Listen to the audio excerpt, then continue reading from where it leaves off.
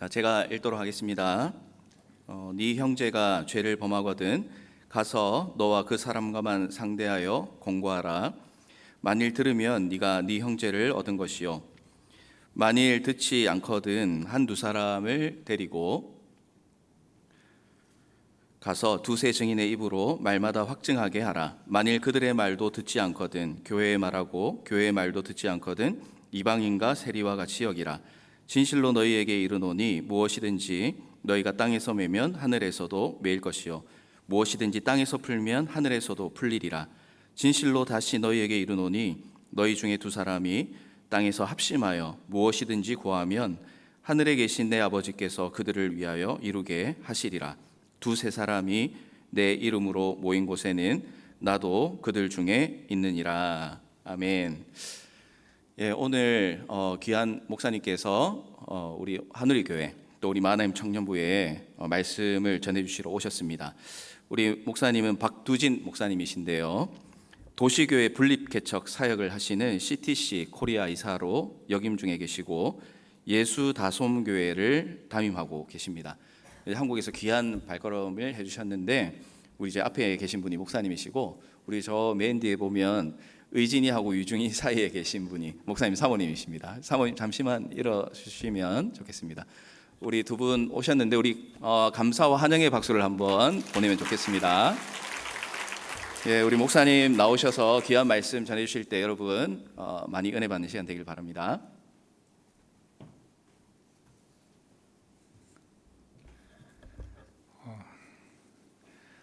청년들과 함께 예배하게 돼서 영광입니다. 우리 옆 사람들에게 한번 인사할까요? 당신은 아침 햇살입니다.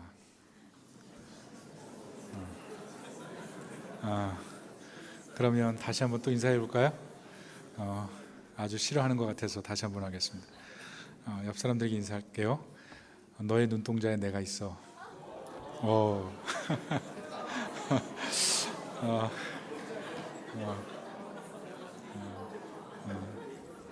여러분, 제가 낯설죠?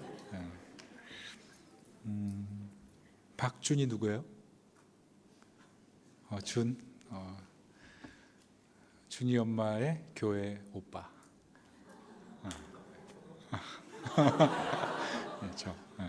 오늘 엄마를 오랜만에 20년 만에 만난 거예요. 그래서 너무 반가워가지고 아주 기뻤어요. 반가워. 우리 그런 사이예요. 앞으로 잘 챙겨주세요. 오늘 설교는 가서 연결하라, 이런 제목으로 말씀 전하겠습니다. 여러분, 이런 얘기 들어봤어요? 인간관계 세 가지 법칙이 있다. 여러분, 369 법칙 알아요? 3번 만나는 것보다 6번 만나는 게 낫고 6번 만날 때보다 9번 만나는 게 낫다. 9번 만나면 마음 활짝 열린다. 그전에는 굉장히 재개된다. 그런 인간관계 법칙이 있어요. 또 하나는 248 법칙. 2개 받고 싶으면 4개 주고 4개 받고 싶으면 8개 줘라. 주는 만큼 더 사랑받는다. 그러니까 베풀라, 이런 말씀, 이런 법칙. 그리고 911 법칙이 있어요. 9번 잘해도 10번째 망하고 11번째 팽이면 나중에는 쌩이다, 이런 얘기가 되겠어요. 그래서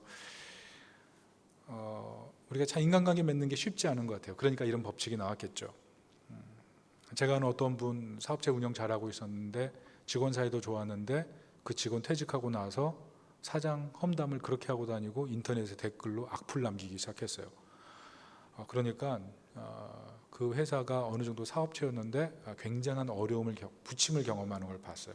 그래서 저도 댓글을 남겨줬죠. 별 5개를 올려주고 굉장히 좋은 곳이다. 그런데 저 앞서 쓴 악플이 너무 많아가지고 걱정이 돼요. 여러분, 과학기술이 참 발달했잖아요. 그런데 사람과 사람을 연결하는 건 참 계속 쉬운 문제가 아닌 것 같아요. 여러분, 과학자들이 그래서 사람과 사람 관계 만들려고 과학기술 많이 첨단 기술 투자해요. 대표적인 게 우리 스마트폰으로 쓰는 SNS죠. 문제는 뭐예요? SNS 열심히 쓰는데 때로는 고립감 느껴요. 세상에 다 나 혼자 같아요.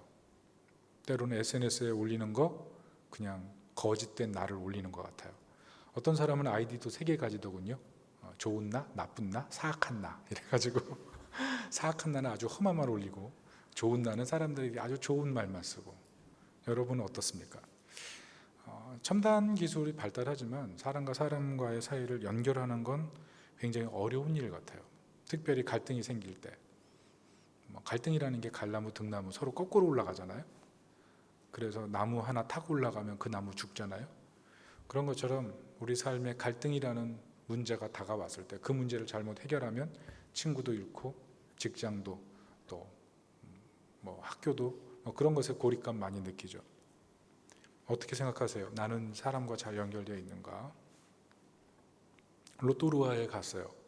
거기 목회자 세미나가 있어서 강의하러 갔는데 레드우드라는 곳이 있더군요. 굉장한 나무 숲이돼요. 여러분 가보셨죠?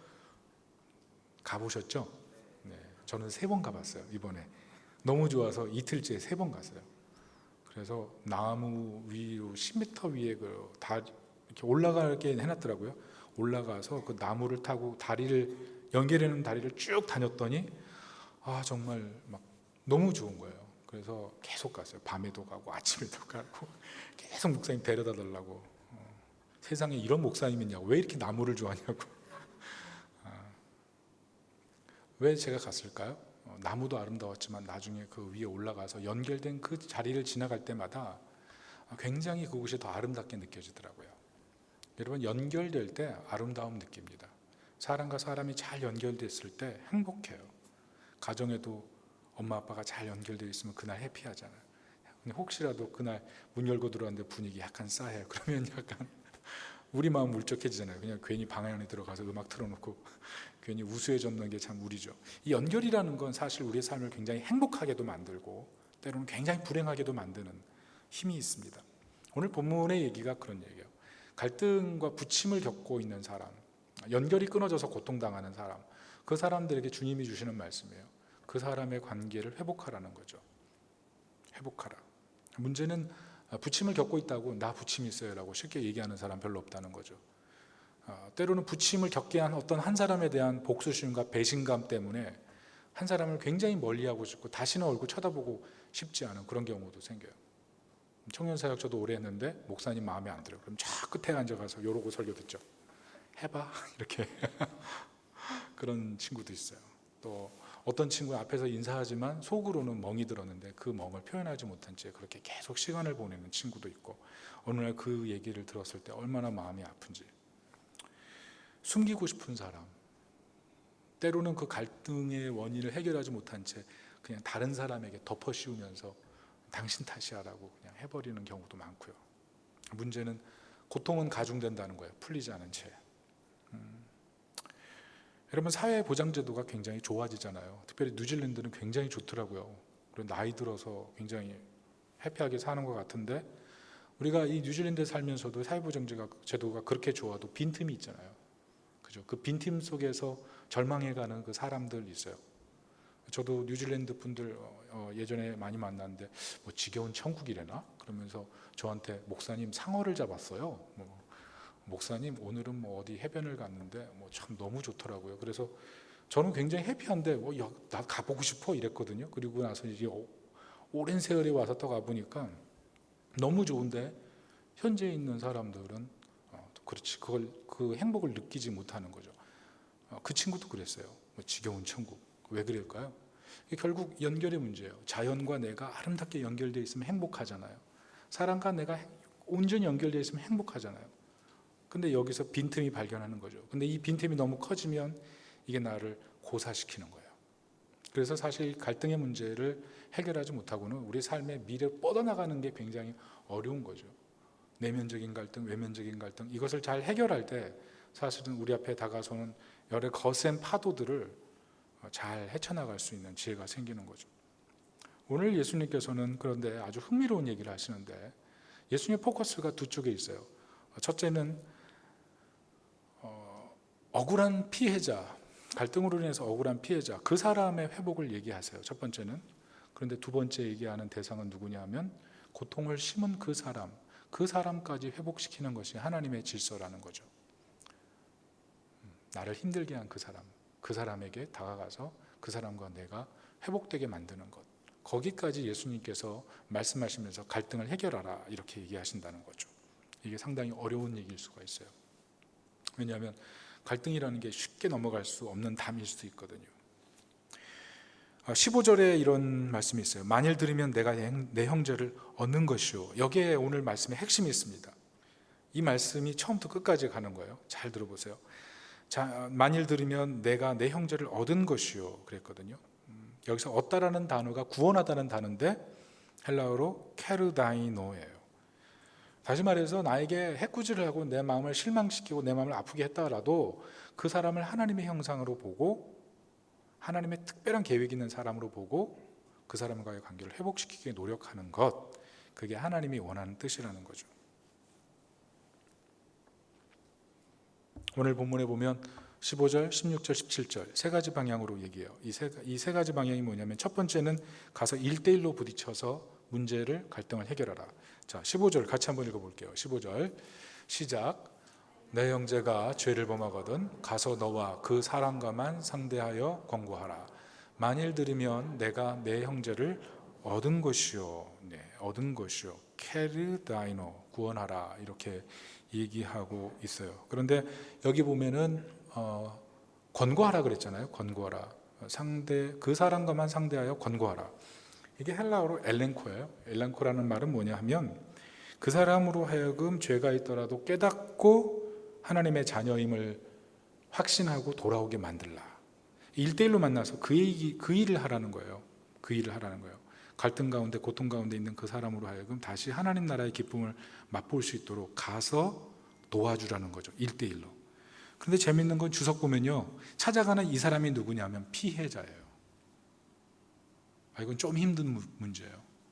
나를 따시켰어, 나를 갈등 속에 들어가게 만들었어. 그런데 내가 가서 그 사람에게 용서를 구하고 그 사람이 기쁘게 살 수 있도록 도와주라고, 이게 가능해?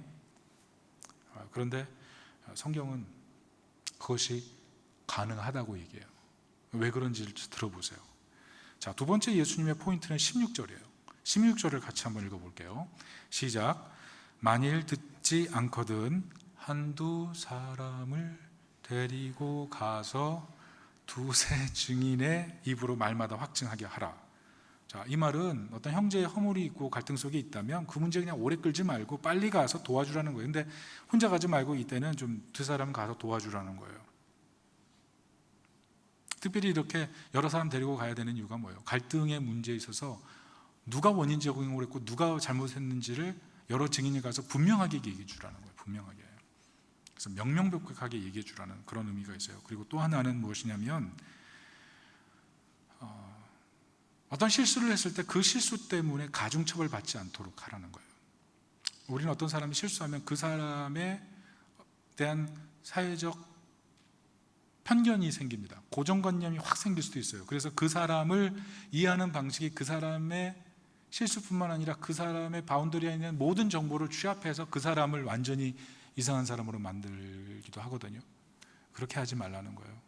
그냥 그 사람의 문제를 정확하게 알 수 있도록 여러 사람이 가서 명확하게 실수를 이해시켜서 그 사람이 회복되게 하라. 그 얘기예요. 그래서 이 성경의 말씀은 처음부터 케르다이노, 구원하라, 1대1로 1대 다로, 그리고 마지막 뭘로 가요? 이젠 교회의 권위로 넘어가는 거예요. 그게 17절이에요. 17절 한번 읽어볼게요. 시작. 네, 제가 읽을게요. 만일 그들의 말도 듣지 않거든 교회의 말하고 교회의 말도 듣지 않거든 이방인과 세리와 같이 여기라. 교회 권위로 갈등을 풀어가라는 거죠. 교회에 있는 모든 사람들이 그 한 사람의 회복을 위해 시도하라는 거예요. 여기 본문의 말씀은 이방인과 세리와 같이 여기라. 공동체를 험하게 해서 밀어내라는 얘기예요, 사실은. 그렇지만 이 말씀을 잘 들여다보면, 그리고 주님께서 말씀하신 케르다이노, 구원하라는 문맥에서 저를 살펴보면 교회의 권위가 그만큼 강하기 때문에 교회 권위로 얘기해서 그 사람을 돌이키라는 얘기예요. 돌이키라. 그러니까 하나님 나라에서 사람을 잃어버리지 않는 것. 때로는 그게 너무 치명적인 잘못이어서 그러실 수도 있지만, 그러나 그렇게 얻으라는 그런 얘기를 우리에게 던져주고 있다는 거죠. 워런 웨슬리 목사님이 이런 얘기를 했어요. 사랑이 없는 진리는 잔인하고 진실이 없는 사랑은 위선이다. 우리는 그래서 때로 보면 갈등의 문제를 해결하려다가 도리어 너무 잔인해지기도 하고, 때로는 다 풀어진 척하고 살아가기도 해요. 갈등이 있는데 그냥 괜찮아 라고 생각하고 그냥 살아가고, 갈등이 있는데 아휴 그냥 더 이상 쳐다보지 말자, 괜찮아, 나는 그 문제와 상관없이 괜찮을 거야 라고 그냥 넘어가는 경우도 많다는 거죠. 때로는 그 갈등의 원인에 대해서 끝까지 집요하게 찾아 들어가서 그 사람의 그냥 마음을 쥐어 뜯어가지고 완전히 무너뜨리고 싶은 그런 마음까지, 잔인한 마음까지 생기는데 그렇게 하지 말라는 거예요. 왜 그럴까요? 우리는요, 갈등을 해결하는데 너무 힘을 쓰다가 사랑을 잃어버리기 때문에 그래요. 우리의 문제는 정의를 추구하다가 사랑을 잃어버려요. 우리의 딜레마예요. 이걸 다른 말로 얘기하면 우리는 항상 내가 원하는 결과를 정의화해요. 여러분, 가정에서 왜 갈등이 생기죠? 왜 학교에서 친구관계 문제가 생기는데 안 풀리죠? 가족 간에, 특별히 교회 안에서도 같은 기도하고 신앙생활하고 수련회 같이 가는데 어느 날 등 돌리고 같이 말 안 하는 그런 관계들이 왜 생기죠? 그래요. 내가 원하는 결과, 내가 원하는 결과가 정의화가 되면 그 내가 원하는 결과를 가지고 끊임없이 상대방을 바라볼 때는 결코 사랑하기 어려워요. 그게 문제예요. 예를 들어 드릴게요. 한국에 보면 우리들의 변호사라는 책을 쓴 재심 변호사가 있어요.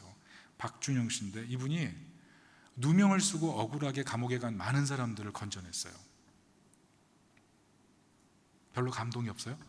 20년 들어가 있어요. 자기가 죽이지 않았는데 30년 들어가 있어요. 그러면 악에 받쳐 있지 않겠어요? 그 가족들은 완전히 붕괴돼 버리는 거예요. 그 사람들을 회복시켜주는 일을 하는 거예요. 근데 이분이 깨달은 게 무엇이냐면 이런 사람들을 정상적으로 회복시키는데 분노로 문제가 해결되지 않더라는 거죠. 너 분노해, 너 억울했잖아, 이 분노심을 가지고 싸워. 그러면 도리어 더 문제가 안 풀리더라는 거예요. 도리어 찾아가서 용서하고 사과하고 화해하는 방향으로 서로 나아가면 처음에는 굉장히 완벽하게 보이지 않고 이상하게 보이는데 거기서부터 시작하면 도리어 문제가 풀리더라는 거죠. 그것을 경험했다는 거예요. 그런데 문제는 뭐냐면 이렇게 재심이 굉장히 중요한 걸 알고 같이 팀을 만들어서 같이 한 사람을 누명 쓴 걸 벗기려고 노력을 하는데 그 팀 안에서 사랑과 화해와 용서를 얘기하면 마음을 닫아버리는 사람들이 있더라는 거죠. 문자 안 받고, 전화 안 받고, 이메일 안 받고, 이런 말 하면 안 되죠. 쌩까는 이런 일들, 그런 일들이 생겨요. 그래서 이 재심 변호사라는 너무나 아름다운 일을 하면서 마음의 상처가 가득해지더라는 거죠. 왜 그럴까요? 내가 원하는 결과, 내가 원하는 결과를 정의화할 때 우리는 사실 누구와도 관계가 가까워지기 어려운 그런 딜레마가 생기는 거예요. 여러분, 현대사회가 얘기해 주는 게 뭘까요? 현대사회는요, 개인주의에 뿌리를 두면서 이렇게 얘기를 합니다. 내가 원하는 결과를 이루는 것, 그게 가장 멋있는 거야 라고 얘기를 해요. 솔직히 그래요. 내가 원하는 결과를 이루어내는 것, 성취하고 성공하고, 이게 틀린 거예요? 좋은 거예요. 내가 원하는 결과를 위해서 열심히 살아서 안정된 직장을 갖고, 내가 원하는 결과를 위해서 괜찮은 남자를 만나고 괜찮은 자매를 만나서 결혼하고 자녀를 낳고 어디 여행 가고, 이게 내가 원하는 방향으로 되지 않으면 어떻게 행복이 있겠어요? 이건 굉장히 괜찮은 거고 중요한 거란 말이죠. 그런데 문제는 뭐냐면 내가 원하는 결과를 위해서 우리가 끊임없이 추구하고 그것을 정의화하면서 사람들과 부딪히기 시작할 때는 갈등은 해결되지 않아요. 심지어 그래요. 내가 좋으면 모두가 불편해도 괜찮아.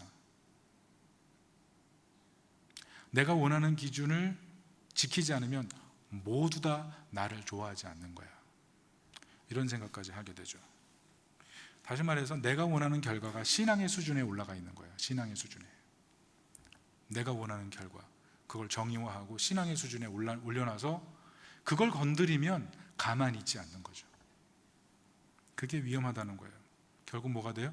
내가 원하는 결과가 나쁜 것은 아니에요. 그런데 그걸 정의화할 때 한 사람에 대한 관계와 갈등은 풀리지 않아요. 그래서 우리가 현대사회를 살아가면서 이게 참 어려운 문제예요. 자, 우리가 조그만 소결론을 내릴 수 있어요. 우리가 이런 것들을 볼 때 우리는 어떤 문제, 갈등이 생길 때 내가 피해자라고 생각했거든요. 내가 당한 거야 라고 생각해요. 그런데 사실은 내가 원하는 결과를 추구하고 정의화하는 나의 모습을 보면 어떤 결론에 이르게 돼요? 나도 가해자였던 거예요. 그러니까 우리는 어떤 사람이요? 피해자이면서 가해자인 거예요. 가정에서, 직장에서, 교회에서, 인간관계 속에서 내가 일방적으로 피해를 받은 것뿐만 아니라 나도 누군가에게 가해를 하는 사람이라는 거죠. 내가 누군가에게 피해를 받았다면 누군가에게는 가해자의 모습으로, 가해자의 얼굴로 서 있다는 거죠. 그게 우리예요. 그래서 우리가 성경을 보면서 사실은 이 성경 구절이 우리에게 굉장한 어려운 구절이 되는 거예요. 성경 구절을 뭐라 그러냐면 가라 그러거든요. 오늘 15절 16절에 가라 그래요. 가서 연결하라. 갈등이 있느냐 그러면 가서 연결하고 회복시켜라. 말처럼 쉬운 것 같은데 실제로 안 가잖아요. 아무도. 수련회 때 막 기도한 다음에 가볼까? 좀 기다려. 주님 좀만 더. 그리고 안 가잖아요. 아빠한테 기분이 안 좋아요. 아빠 컨디션이 안 좋은 것 같아서 아빠가 한마디 했는데 그날 기분이 하루 종일 안 좋아요. 가라. 주님 말씀하시죠. 너? 내가 왜 가요? 결국 우리는 내가 원하는 결과를 원하는 거죠. 다른 방향으로 항상. 가족 문제의 세계적인 권위자인 존 가트맨이 그런 얘기를 했어요. 부부가 90% 이혼하는 사람들의 4가지 문제, 비판, 경멸, 방어, 돌담 쌓기, 길게 얘기할 수는 없어요. 그러나 중요한 건 내가 원하는 결과를 원할 때 우리는 숨은 가해자가 되고 가정 안에서 내 역할이 누군가를 힘들게 하는 그 일을 충분히 하고 만다는 거죠. 그래서 미국 정신과 의사인 스카펙이 그런 얘기를 했어요. 친절하고 사랑스러운 것 같은데 거짓 공동체가 있다. 자기가 원하는 결과만을 계속 주장하는 그런 공동체, 그거는 거짓으로 베일로 쌓여 있는 것이다. 폭로되는 순간 우리는 그 민낯을 보게 된다. 여러분 어떤가요? 나는 어떤가요? 나의 민낯은 뭔가요? 이걸 어떻게 해결해야 되죠? 비그리스도인은 그러죠. 하나님 나에게 잘해준 게 없어. 난 그래서 믿지 않는 게 타당해. 내가 원하는 결과를 나는 보지 못한 거예요. 그러니까 안 믿어요.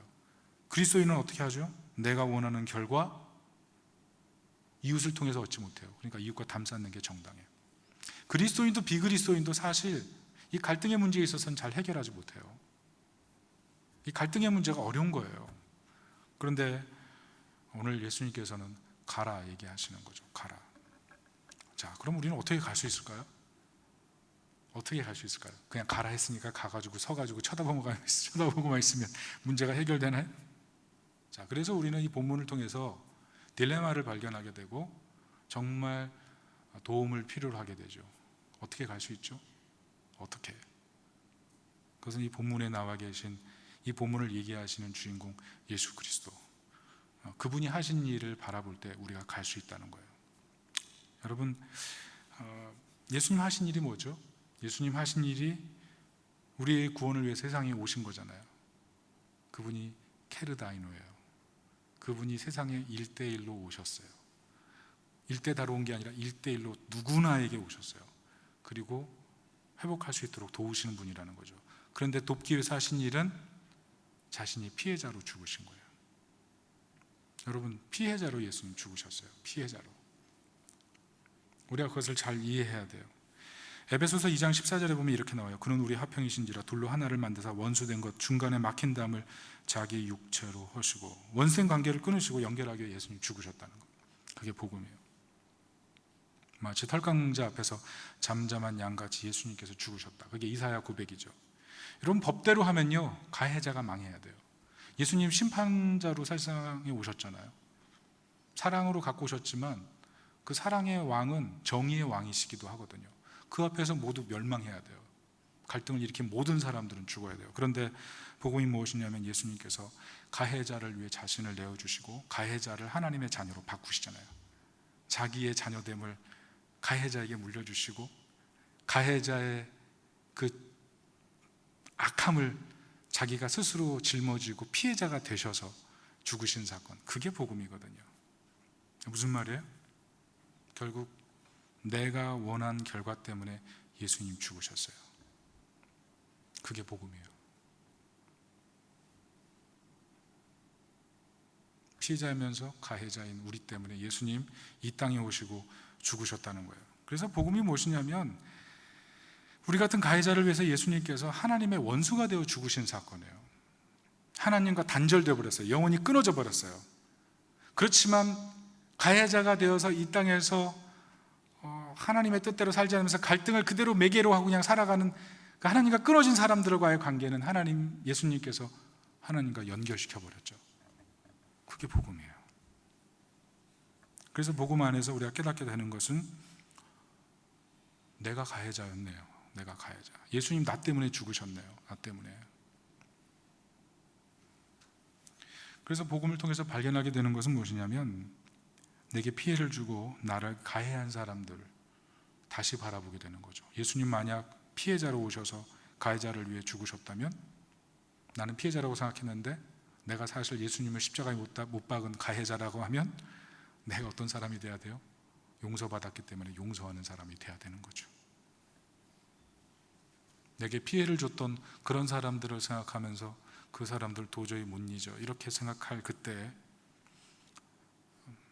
피해자들의 편이 되시기 위해서 아낌없이 자신의 몸을 찢으시고 부서뜨리신 그 예수 그리스도를 바라볼 때 비로소 마음속의 응어리들이 조금이나 풀릴 수 있는 거죠. 그리스도 안에 있다는 건 그런 거예요. 우리가 예수 그리스도를 믿는다는 건 예수님이 피해자 되셨기 때문에 피해자의 고통을 너무나 잘 이해하셔서 그 사람과 함께 하시길 원한다는 것이고, 예수님께서 가해자를 위해 죽으셨다는 것은 우리로 하여금 계속 누군가를 향해서 손가락질하고 돌멩이질을 하려고 하는 그 마음을 예수님께서 위해서 죽으셨다고 하면 우린 더 이상 돌을 들 수 없게 만드는 거죠. 그게 바로 복음이에요. 복음은 우리에게 그렇게 다가오는 거예요. 복음. 여러분, 이 일을 예수님께서 언제 하셨어요? 십자가 지기 전에부터 계속 하셨는데요. 대표적인 사건이 세족식이에요. 세족식이 요한복음 13장에 나오는데요. 여러분, 세족식이 뭐예요? 예수님 제자들의 발을 씻긴 사건이에요. 그런데 잘 들여다보면 어떤 그림이 있어요? 제자들이 가해자예요. 제자들 중에 한 명은 예수님을 팔아요. 그리고 제자들 중에 누구도 예수님 보호하지 않고 다 도망가요. 특별히 대표적인 예수님의 제자 중에 대표는 저주하고 욕하고 그러잖아요. 예수님 눈 마주쳤지만 뒤돌아서 나와버리잖아요. 예수님은요, 세족식 사건에서 자신이 이미 피해자셨어요. 그런데 예수님께서 하신 일이 뭐예요? 예수님께서 우주 만물의 왕이신데, 모든 나라가 굴복하는 분이신데, 모든 종들 중에 가장 낮은 단계의 종이 하는 일, 사람의 발 씻는 일, 그 일을 하기 위해서 제자들 앞에 무릎을 꿇고 발가락 사이에 손을 집어넣어서 때를 벗기셨다는 거죠.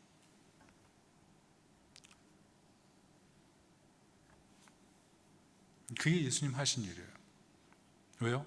예수님의 제자들이 예수님의 사랑을 나중에 깨닫고 이제는 담을 허물고 누군가와 연결하기 위해서 세상 속에 들어가도록 만들기 위해서, 자신이 엄청난 가해자였으나 예수님이 피해자 되셔서 죽으셨다는 그 사실을 깨닫고 더 이상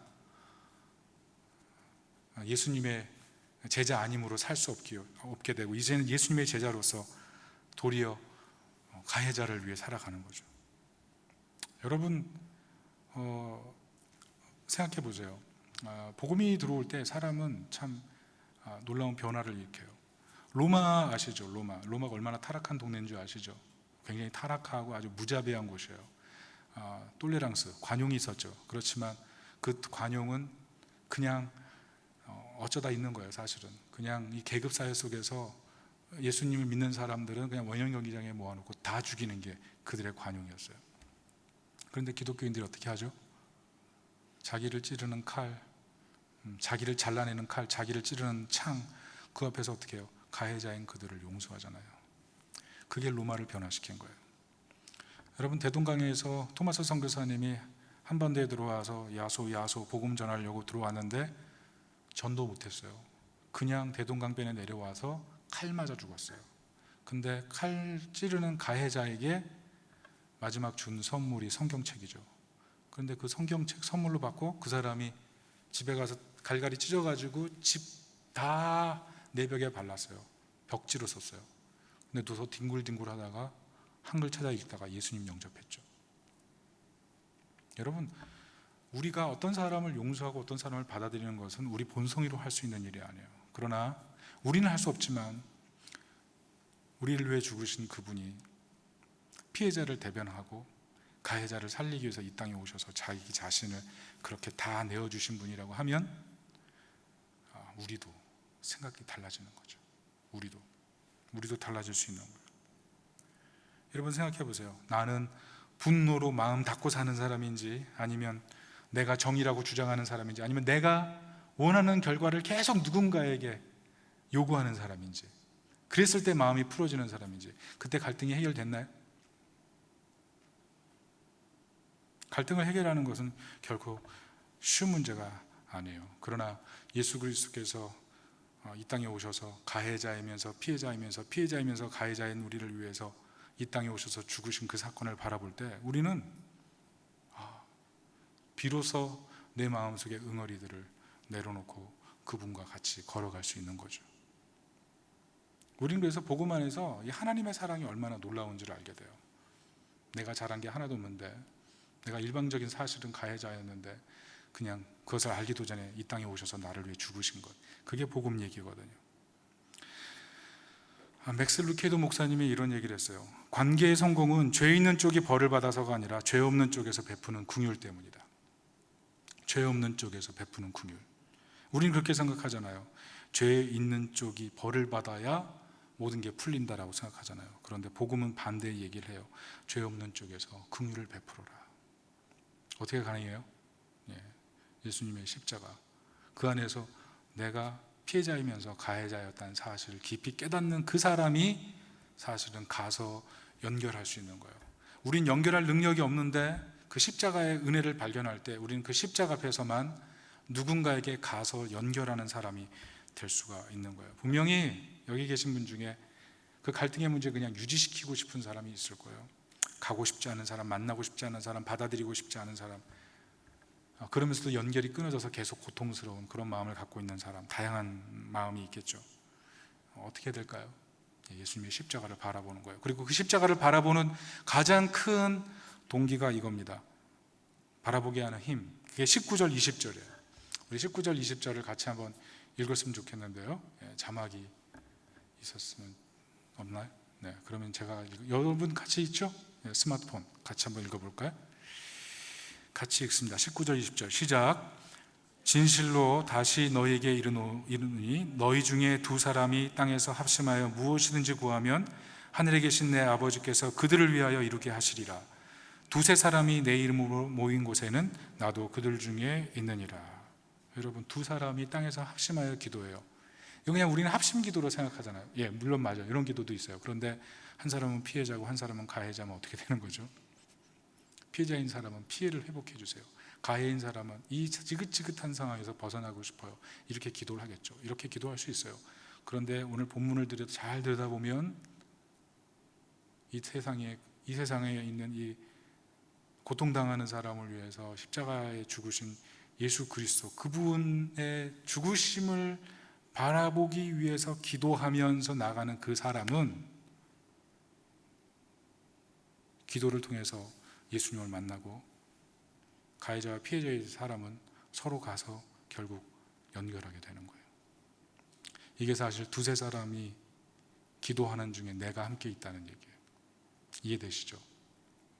우리는 살면서 누군가는 언젠가는 내가 가해자가 될 수도 있고 언젠가는 내가 피해자가 될 수도 있죠. 언젠가는 내가 힘이 더 있을 수 있고 언젠가는 내가 힘이 덜 있을 수 있죠. 언젠가는 더 화려한 삶을 살 수 있고 언젠가는 화려한 걸 다 잃어버릴 삶이 있겠죠. 그러나 기억하세요. 힘이 없건 힘이 많건 힘이 적건 상관없이 예수님은 우리 편이 되기 위해서 이 세상에 오셨고 우리를 돕기 위해 언제나 준비되고 있다는 사실. 시편 139편 8절부터 10절 이렇게 나와 있어요. 내가 하늘에 올라갈지라도 거기 계시며 수울에 내 자리를 펼지라도 거기 계시니라. 내가 새벽 날개를 치며 바다 끝에 가서 거주할지라도 거기서 주의 손이 나를 인도하시며 주의 오른손이 나를 붙드시리다. 우리가 어떤 상황에 있든지 어떤 마음이 있든지 예수님 찾아오세요. 찾아오셔서 우리와 함께 하세요. 가장 고통스러운 그 지점, 가장 외로운 지점, 내 갈등이 해결 안 돼서 힘든 그 지점에 예수님 찾아오셔서 우리를 도와주시길 원한다는 것입니다. 그것을 기억하고 성령님 도와주세요. 나로 하여금 예수님의 그 은혜를 바라보고 예수님의 십자가를 바라보고 가서 연결하는 사람이 될 수 있도록 도와주세요. 말씀의 결론을 맺습니다. 가서 연결하는 것, 주님이 우리에게 요구하는 거예요. 페르다이노, 형제를 구원하라고 얘기해요. 그런데 내 힘으로는 못해요. 내 성정으로는 못해요.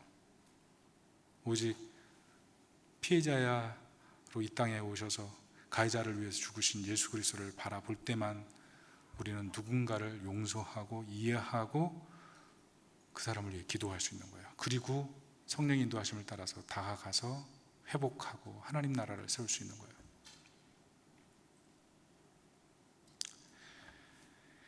내가 원하는 결과가 결코 정의가 될 수가 없습니다.